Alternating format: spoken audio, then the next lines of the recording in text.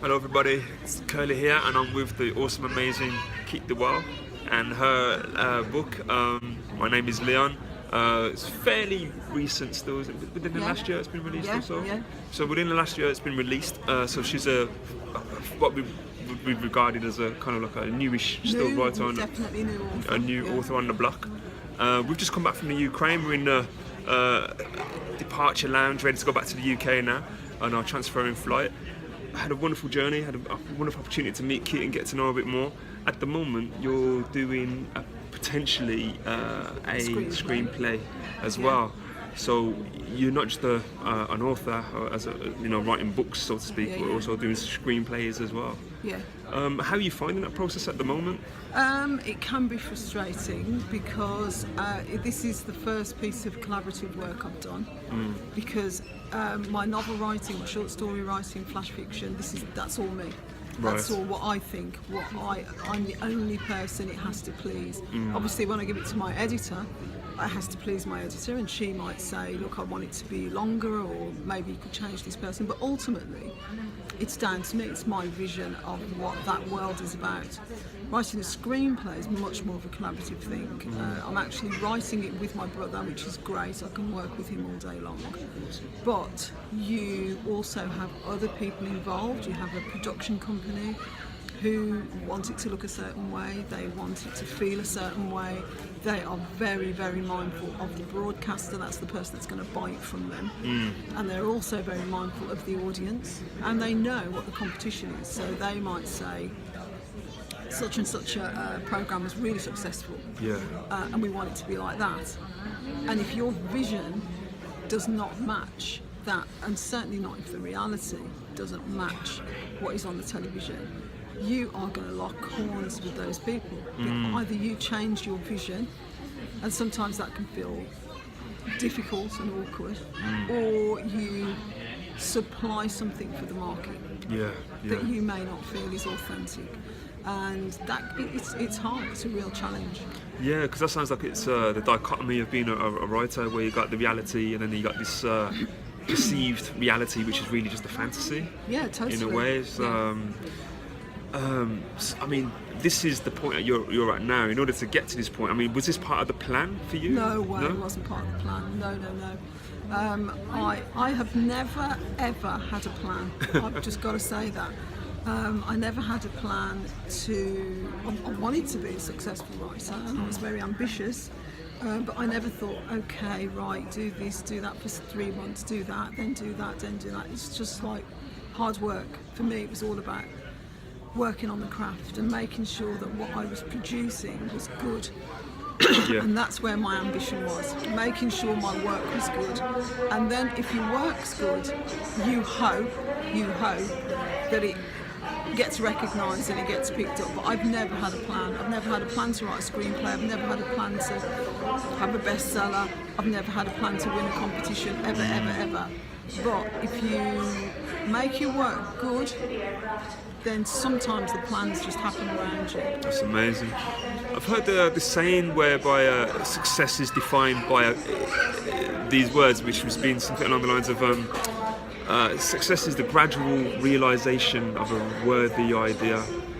Yeah. And for you, it seems like you wanted to be a writer. Yes. You didn't quite know how that was going to come about. Yeah. But it was the effort.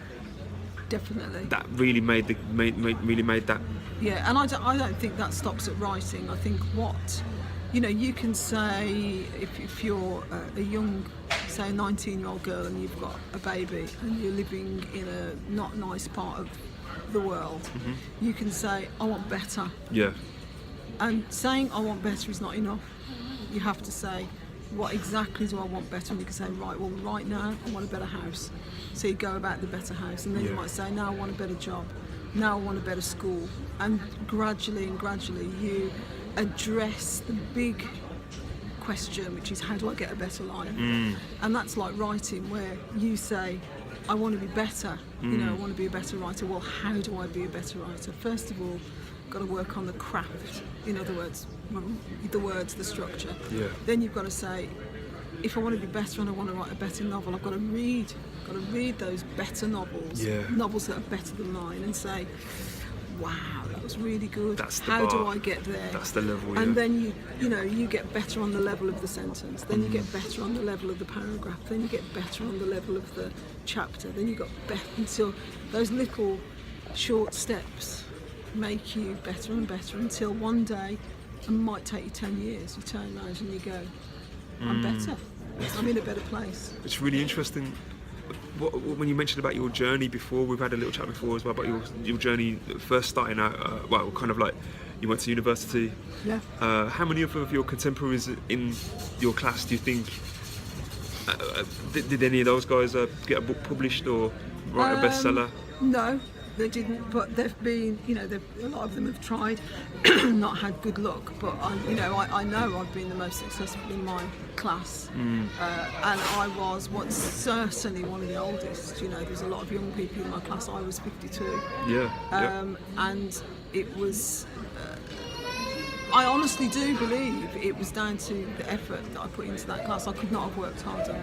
Yeah, because you was like the first one in, last one out, First no one playing at the around. class, always did my homework, tried really hard. I didn't get the top marks. When I sent off my, when I did my dissertation and my essays, by no means got the top mark. I didn't. The other people got as good a marks as me, better marks than me. But I think what I had was like the knockdown ability. There was nothing that was going to knock me off course. Like I did some shit work. I can remember doing some bad work and just thinking, Christ, that's shit. Yeah. And then just thinking to myself, that has to change. Yeah. Sort of determination. And I don't think you can overlook how far determination can get you, but I do believe I've had luck as well. Yeah. I would never just say, oh, it's all down to me. It's not all down to me. I think a lot of it's down to me. Some of it's down to luck. For sure. But they say the harder you work, the luckier you get, so to speak. No, I agree with that. If you was to do that degree again, the writing course again, would you consider doing it? Would you do it again? Would that be a path you'd go down? When I finished my MA, I really, really wanted to do a PhD. God, I had not finished learning. I haven't finished learning, but I got turned down. Oh, really? Yeah, I wanted to do a PhD. I got turned down because obviously they didn't think I was good enough. Wow, that's really interesting. And it was gutted. It was so disappointed. I was so disappointed. I really thought, really thought they'd go, yeah, wow, you're so determined, you can do a PhD. And they were like, no. Wow. And I was like, oh, okay. Nothing. That's not going to throw me. No. That's not going to throw me. No. Can't do a PhD. I don't want to swear too much, but fuck you. Like, I'm on it. I'm all over it.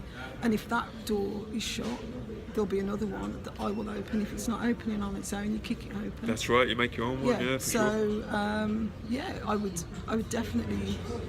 Don't know whether I would do the MA that I did. I did it at Oxford Brookes. I wouldn't do it there again. No. But I would do another one.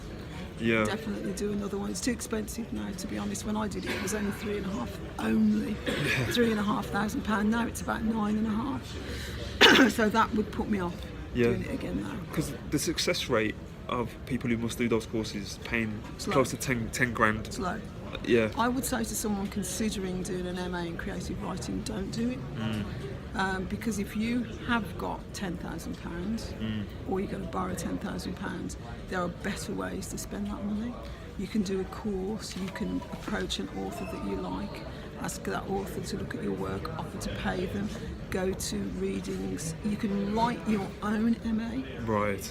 You could say to yourself, right, I'm taking a year now and I'm going to write my own MA and it's going to consist of this and this. Ask people, have a look at the syllabus on all the creative writing degree courses. Yep. And you follow that syllabus on your own, and I reckon you could do it for £1,000.